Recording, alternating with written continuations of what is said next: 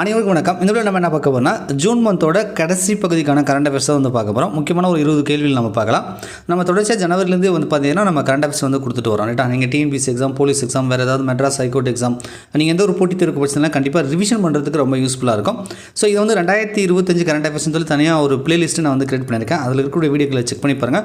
ஒவ்வொரு வீடியோட டிஸ்கிரிப்ஷன்லையுமே question paper வந்து அட்டாச் பண்ணியிருப்பேன். டவுன்லோட் பண்ணி டெஸ்ட்டாக எழுதி பார்த்துட்டு அதுக்கப்புறம் நீங்கள் வீடியோ பார்த்தீங்கன்னா கண்டிப்பாக உங்களுக்கு ரிவிஷன் பண்ண மாதிரி இருக்கும்.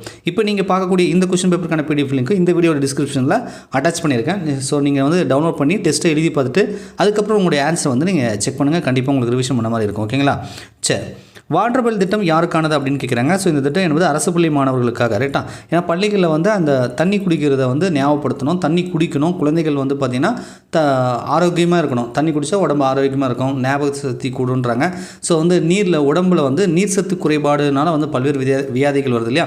ஸோ அதனால் கரெக்ட் டைமில் அப்பப்போ வந்து தண்ணி குடிக்கிறது குழந்தைகளுக்கு நல்லதுன்னு சொல்லி இப்படி ஒரு ஸ்கீம், இப்படி ஒரு திட்டத்தை வந்து தமிழக அரசு வந்து கொண்டு வந்திருக்கு. அரசு பள்ளிகளில் இந்த மாதிரி வாட்டர் பில் திட்டம்ன்றது. ஸோ அரசு பள்ளி மாணவர்களுக்கான தான் இந்த வாட்டர் பில் திட்டம். ரைட்டா, சரி. காலை உணவு திட்டம் அரசு உதவி பெறும் தொடக்க பள்ளிகளுக்கு விரிவாக்கம் எப்பொழுது செய்யப்படுதுன்றாங்க. ஆக்சுவலாக வந்து பார்த்திங்கன்னா அரசு பள்ளிகளில் கொண்டு வந்துட்டாங்க. அதெல்லாம் உங்களுக்கு தெரியும். அரசு உதவி பெறும் பள்ளிகளுக்கு இது விரிவாக்கம் பண்ண போகிறாங்க.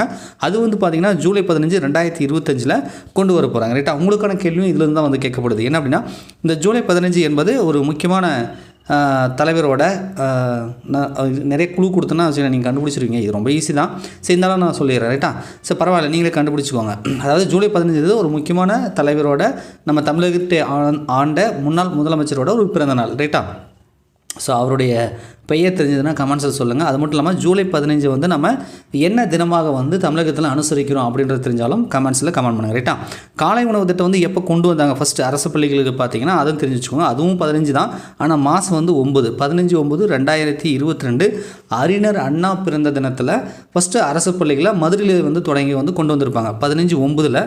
இப்போ அரசு உதவி பெறும் பள்ளிகளுக்கும் விரிவாக்கம் பண்ண போகிறாங்க. அது ஜூலை 15, 2025. ரைட்டா, ஸோ ரெண்டுமே வந்து ஞாபகம் வச்சுக்கோங்க. உங்களுக்கான கேள்வி, ஜூலை 15 என்பது யாருடைய பிறந்தநாள், அது என்ன தினமாக வந்து அனுசரிக்கப்படுகிறது தமிழகத்தில் அப்படின்றது உங்களுக்கான கேள்வி. ரைட்டுங்களா? சரி,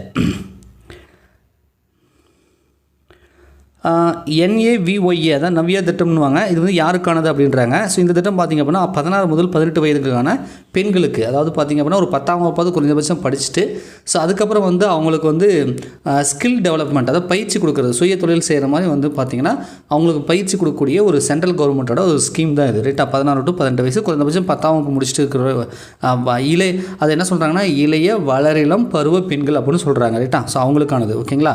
ஏஜ் வந்து 16 to 18. ஸ்கில் டெவலப்மெண்ட், அவங்களுக்கு பயிற்சி கொடுப்பாங்க.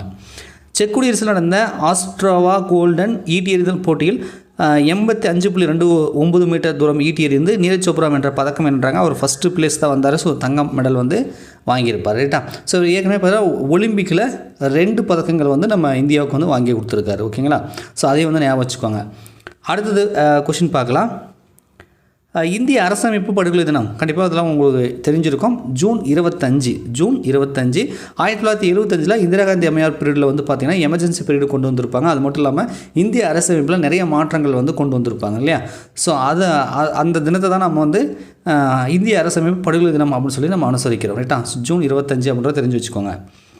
பிரிக்ஸ் கூட்டமைப்பில் எத்தனை நாடுகள் உள்ளனறாங்க? இப்போ 2025 உச்சிமாநாடு நடந்தது இல்லையா? ஸோ அந்த அடிப்படையில் பார்க்கும்பொழுது பார்த்திங்க அப்படின்னா 10 நிரந்தர நாடுகள் இருக்குது. நிரந்தரம் அல்லாத நாடுகள் வந்து இருக்கும் நிறையா, அதெல்லாம் விட்டுடுங்க. நிரந்தரமாக வந்து 10 நாடுகள் இருக்குது. ஆரம்பிக்கும் போது 4 நாடுகள், பிரேசில், ரஷ்யா, இந்தியா, சீனா, அந்த மாதிரி 4 நாடுகள் இருக்குது. அதுக்கப்புறம் சவுத் ஆப்பிரிக்கா வந்துச்சு. ஸோ அப்போ தான் பிரிக்ஸ்ன்னு சொன்னாங்க, 5 ஆச்சு. இப்போ 10 நாடுகள் வந்து இருக்குது. ரைட்டா, இப்போ இந்த பிரிக்ஸ் கூட்டமைப்பு நல்லா இவங்கெல்லாம் வந்து கொஞ்சம் ஃப்ரெண்டாக இருக்காங்க, அடிக்கடி மீட்டிங் பண்ணுறாங்க, இவங்களுக்குள்ளே வியாபாரம் பண்ணிக்கிறான்னு சொல்லி அமெரிக்கா காண்டாயிட்டு பார்த்திங்க அப்படின்னா இப்போ 50% வந்து நமக்கு டேக்ஸ் போட்டிருக்காங்க. அதாவது நம்ம இந்திய பொருட்களை வந்து அமெரிக்காவில் இறக்குமதி செய்யும்போது 50% வந்து டேக்ஸ் போட்டிருக்காங்க. அதுக்கு வந்து இது ஒரு காரணம், நிறைய காரணங்கள் இருக்குது. அதாவது இது ஒரு காரணம். ரஷ்யாவில் நம்ம கச்சா எண்ணெய் வந்து இறக்குமதி பண்ணுறாங்களா அதிகமாக, அது ஒரு காரணம்னு சொல்கிறாங்க. ஏன்னா ரஷ்யா உக்ரைன் வந்து சண்டை போட்டுக்குது. சண்டை போடாதீங்கன்னு சொல்லி சமாதானத்துக்கு பேசுகிறாரு. பட் ஆனால் வந்து போர் வந்து நிற்கலை. ஸோ அதுக்கு இந்தியா வந்து இறக்குமதி பண்ணுறதுனால தான் ஒரு காரணம்னு சொல்லி அது ஒரு காரணம் சொல்கிறாரு. இன்னும் மறைமுகமாக சில பேர் என்ன காரணம் சொல்கிறாங்க அப்படின்னா அவங்க அமெரிக்காவோட விவசாய பொருட்கள், பால், வேறு நிறைய பொருட்கள் சொல்கிறாங்க. அதை வந்து நம்ம இங்கே இந்தியாவில் வியாபாரம் பண்ணுறதுக்கு அனுமதி கொடுக்க சொல்லி போஸ்ட் பண்ணுற மாதிரி சொல்கிறாங்க. அது அக்ரிகல்ச்சர் சம்மந்தப்பட்ட சில விஷயங்களில் இதுக்குனால வந்து இந்திய விவசாயிகள் பாதிக்கப்படுவாங்கன்னு சொல்லி நம்ம இந்தியா வந்து பர்மிஷன் கொடுக்காமல் இருக்குது. ஸோ இந்த வியாபாரத்துக்காக வந்து பர்மிஷன் கொடுக்கலன்ற காண்டில் அவர் நம்ம மேலே வந்து டேக்ஸ் மேலே ஃபஸ்ட்டு 25 போட்டார், அதுக்கப்புறம் 50 போட்டிருக்காரு. இன்னும் மேற்கொண்டு போகிறதுக்கும் வாய்ப்புகள் இருக்குது. பட் பேச்சுவார்த்தை போயிட்டு தான் இருக்குது. ஆனால் வந்து என்ன முடிவு எட்டும் அப்படின்றத இப்போதைக்கு சொல்ல முடியாது. ரைட், ஆனால் டேக்ஸ் மட்டும் போட்டிருக்கான்றது தெரியும். பல்வேறு இஷ்யூ வந்து போயிட்டுருக்கு. அதில் இந்த பிரிக்ஸ் கூட்டமைப்பு இந்த நாடுகள்லாம் இவங்களுக்குள்ளே வந்து பிஸ்னஸ் பண்ணிக்கிறாங்க, ஒத்துமையாக இருக்காங்க, இது அமெரிக்கா எதிராக இருக்குது, இவங்க அமெரிக்க டாலரில் வியாபாரம் பண்ணக்கூடாதுன்னு இவங்களுக்குள்ளே ஏதாவது பண்ணிக்கிறாங்கன்னு சொல்லி பல்வேறு குற்றச்சாட்டுகளை சொல்லி இந்த பிரிக்ஸ் கூட்டமைப்பில் இருக்கக்கூடிய நாடுகளுக்கெல்லாம் வந்து பார்த்திங்கன்னா டேக்ஸ் வந்து அதிகமாக போட்டிருக்காரு. சீனாவுக்கும் போட்டார், 200% போட்டார். ஆனால் சீனா வந்து பார்த்திங்கன்னா வளர்ந்த நாடு இல்லையா.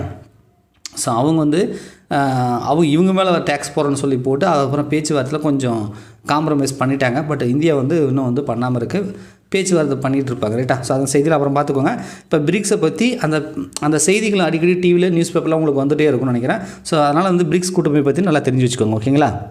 சரி, சர்வதேச ஒலிம்பிக் தினம் எப்பொழுது அனுசரிக்கப்படுகிறதுன்றாங்க. ஸோ சர்வதேச ஒலிம்பிக் தினம் ஜூன் 23.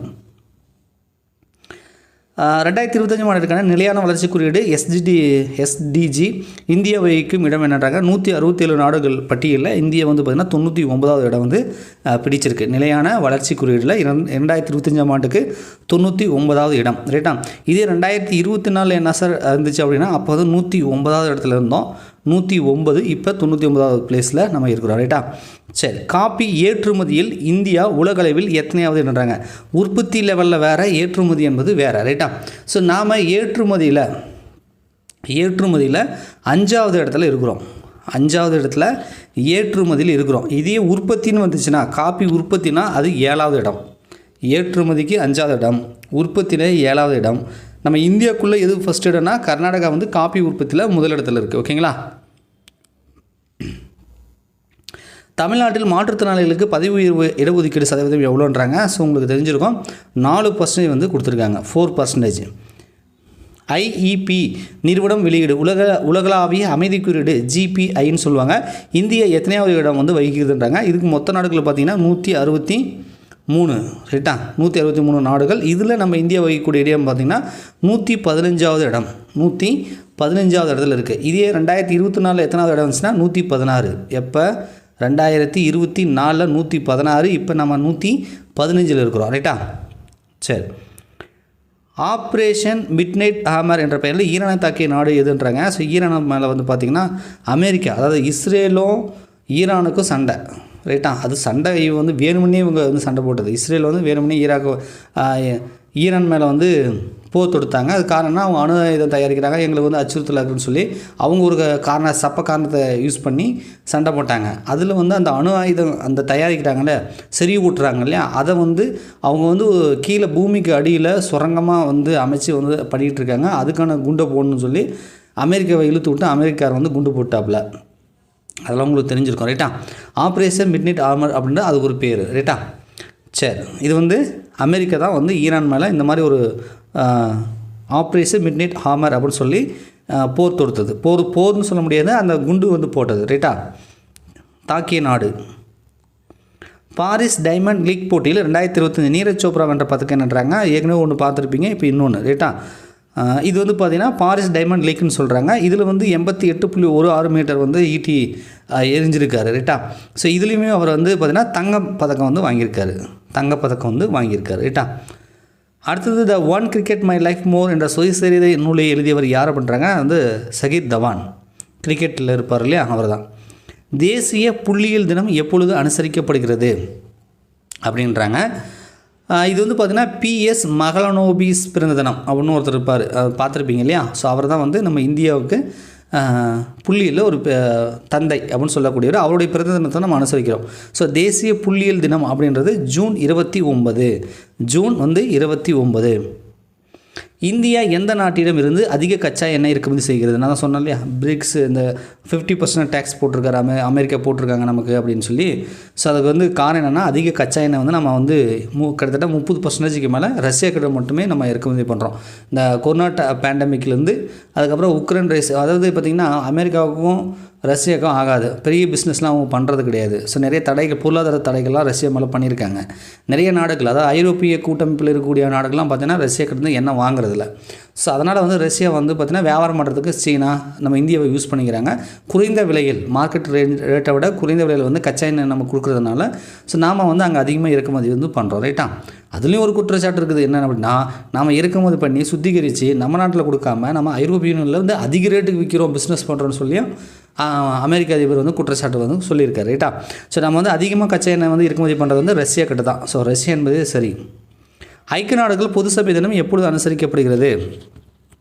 ஐக்கிய நாடுகள் பொது சபை தினம் எப்பொழுது அனுசரிக்கப்படுகிறது அப்படின்னு சொல்கிறாங்க. ஸோ இது வந்து பார்த்தீங்கன்னா ஜூன் 23. முழு கல்வி அறிவு எட்டிய 3வது மாநிலம் எது அப்படின்னு சொல்லி கேட்குறாங்க. ஸோ இதுக்கு வந்து பார்த்திங்க அப்படின்னா திரிபுரா. அப்போ 3வது மாநிலம் இப்போ ஏற்கனவே 2 சொல்லியிருக்காங்க இல்லையா, அது வந்து பார்த்திங்கன்னா மிசோரமும் கோவாவும் வந்து முழு எழுத்தறிவு பெற்ற மாநிலம்னு சொல்லி அவங்க அறிவிச்சுக்கிட்டாங்க. 2 பேர், மிசோரம் கோவாவும் முடிஞ்சுது. இப்போ 3வதாக வந்து திரிபுராவும் சொல்லியிருக்கு. ரைட்டா?